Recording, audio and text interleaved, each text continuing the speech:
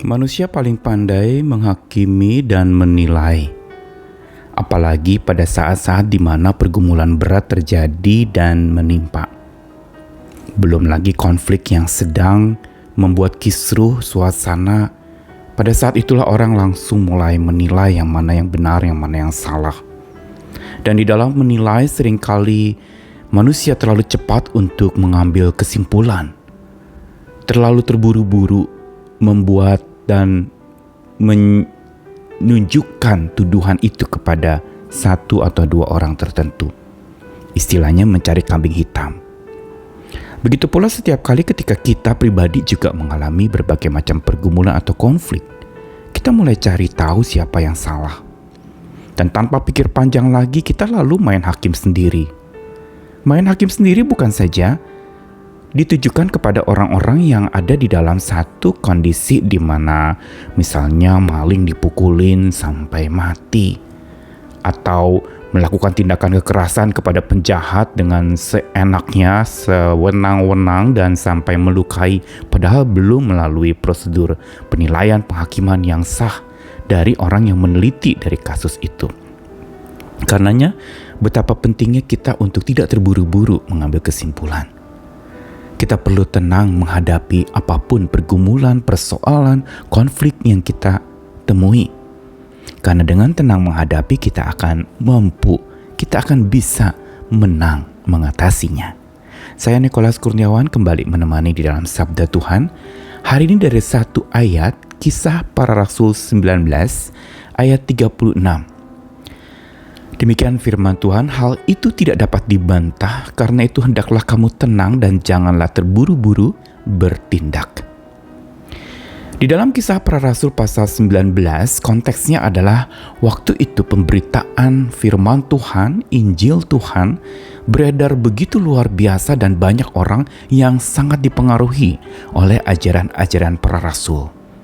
Khususnya Rasul Paulus yang punya tim misi di dalam memberitakan Injil. Dan orang menjadi percaya, terpengaruh luar biasa dengan pemberitaan mereka yang begitu meyakinkan dan penuh kuasa. Namun dampak dari pemberitaan itu rupanya dialami oleh seseorang bernama Demetrius. Yang di dalam kisah ini dialah sebenarnya yang awal mula memunculkan sebuah huru-hara. Dia seorang pedagang yang membuat patung atau kuil-kuilan dari Dewi Artemis. Ini yang terkenal di Efesus. Pemujaan kepada Dewi Artemis itu begitu terkenal. Tempat wisata yang mendatangkan devisa luar biasa. Dan tentu saja ada souvenir-souvenir atau kenang-kenangan yang dibuat dalam bentuk miniatur dijual, dan Demetrius adalah sosok pedagang ini. Dia membuat itu. Tapi dagangannya menjadi tidak laku dengan pemberitaan Rasul Paulus yang mengatakan bahwa buatan tangan manusia itu bukan dewa. Dan konflik menjadi tambah lagi runyam ketika Demetrius selalu menggerakkan massa. Ketika dia memprovokasi orang-orang dan mengatakan bahwa kita kehabisan pekerjaan. Barang-barang kita tidak laku dan ini akan mempengaruhi penghasilan kita. Dan lalu kemudian dengan berbagai macam cara dia mempengaruhi, memprovokasi banyak orang dan main hakim sendiri. Ada ketegangan terjadi, kekisruhan, kacau balau. Semua menuntut, dipengaruhi oleh Demetrius, seorang pedagang yang merasa dirugikan dengan pemberitaan Injil Rasul Paulus dan orang-orang yang ada, Gaius dan Aristarkus. Dan tentu saja ini membuat mereka menjadi tambah berang lagi, dan rakyat mengumpulkan, menyeret Gaius dan Aristarkus untuk mulai dihakimi sendiri. Tapi yang menarik dari kisah ini adalah hadirnya seorang panitera, seorang yang bijak di dalam kisah ini.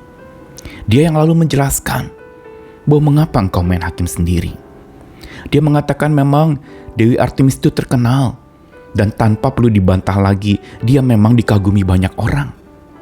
Tetapi dengan lalu melakukan langkah huru-hara, ini sebenarnya bisa menjadi bumerang sendiri, dan justru panitera itu mengatakan, bukankah nanti malah yang menjadi masalah, bukan dia yang mengemukakan masalah. Yang menjadi masalah adalah justru huru-hara itu bisa berdampak makin meluas dan membahayakan. Dan disinilah mulai rakyat menjadi tenang, huru-hara terkendali. Satu sikap dari panitera ini patut diacuhkan jempol. Sebuah kebijaksanaan lokal yang mempengaruhi dan membuat Rasul Paulus aman. Walaupun Gaius dan Aristarkus sempat diseret, hampir dipukuli waktu itu. Tetapi kita lihat bagaimana panitera itu menenangkan massa. Ini yang sebenarnya dibutuhkan hari-hari ini juga di dalam setiap kita menghadapi masalah dan persoalan. Ketenangan. Ketenangan yang bukan sekedar bicara diam saja atau perlahan, bukan. Tetapi ketenangan itu juga terkandung di dalamnya. Untuk tidak terburu-buru mengambil kesimpulan. Ada sebuah pepatah mengatakan bahwa ketika kita menghadapi sesuatu, jangan buru-buru buat konklusi, tapi lakukanlah pertama-tama interpretasi. Menafsirkan, mencoba melihat ada apa di balik ini. Tidak langsung memutuskan bahwa ini karena itu, dan lalu mulai cari kambing hitam, cari penyebabnya, dan lalu siap menghukum penyebabnya itu.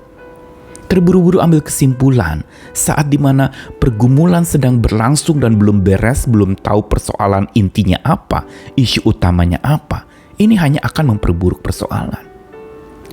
Tapi justru dengan ketenangan kita menghadapi persoalan dan pergumulan hidup tanpa berdebat, maka makin kita akan melihat dengan tenang kita menghadapinya akan memampukan kita untuk menang mengatasinya. Ini satu pesan yang sederhana dari seorang panitera di dalam kitab suci.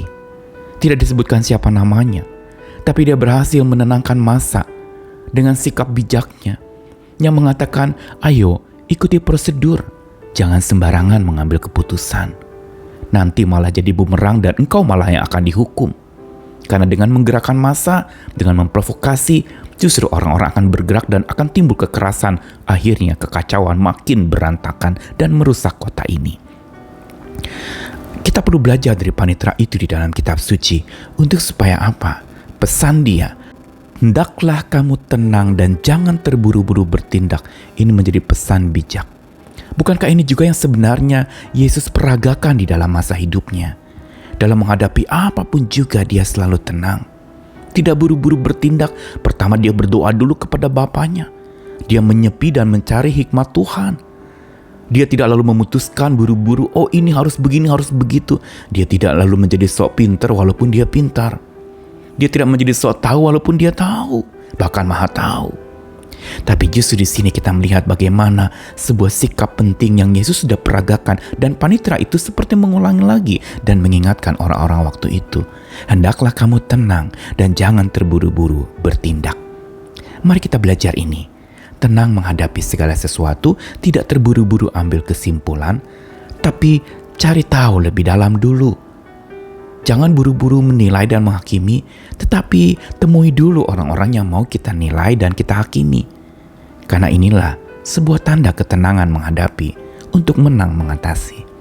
Tuhan mengasihi kita sekalian, dan jangan lupa ketenangan yang memampukan kita untuk menghadapi itu adalah tenang yang dari Tuhan. Kalau kita dekat dengan Tuhan, karena hanya dekat Allah saja, hanya dekat Tuhan saja, kita tenang. Selamat tenang berjuang, tenang menghadapi dan menang mengatasi. Tuhan mengasihi kita sekalian. Apapun persoalan yang datang hari ini, tetap tenang supaya menang. Amin.